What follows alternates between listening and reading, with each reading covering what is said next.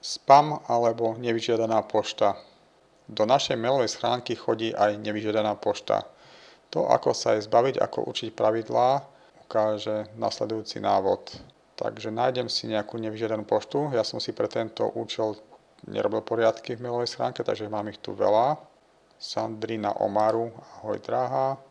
Kliknem na riadok mailu, pravým tlačítkom myši, vyvolám ponuku a tu sú možnosti ohľadom nevyžiadanej pošty. Označiť tento mail ako vyžiadaný alebo ako nevyžiadaný. Ja idem tento mail označiť ako nevyžiadaný.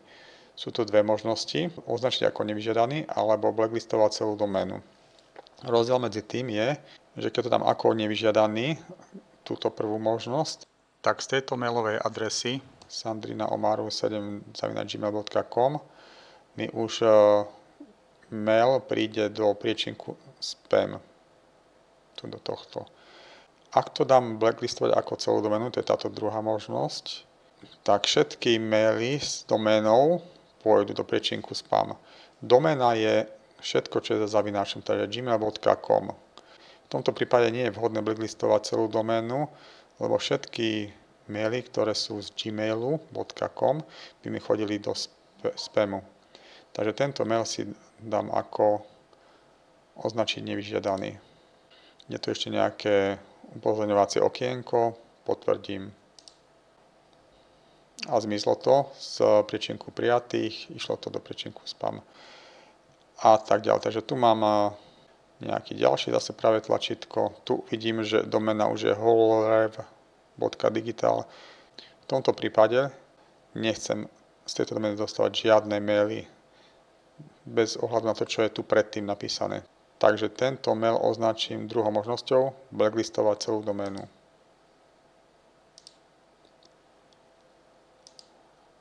A tak ďalej, a tak ďalej. Tu mám nejaké indemo.sk.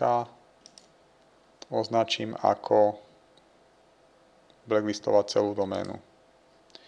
Takýmto spôsobom postupom času sa vytvoria pravidlá a do prijatej pošty bude chodiť menej nevyžiadanej pošty. Odfiltruje sa do priečinku spam. Je to však neustály boj, lebo tí spamery, ich snahou je, aby nám to chodilo.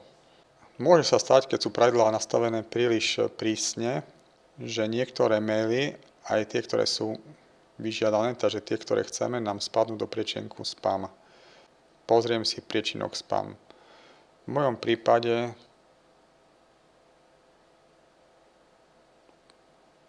po zbežnom pozretí také maily tu nemám, ale ak by sa to stalo, tak je aj opačná možnosť. Maily, ktoré chceme, aby boli vyžiadané, napríklad tento, vieme označiť ako vyžiadaný.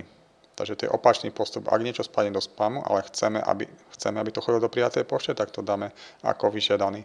A zase to je buď jednotlivý mail, alebo celú doménu.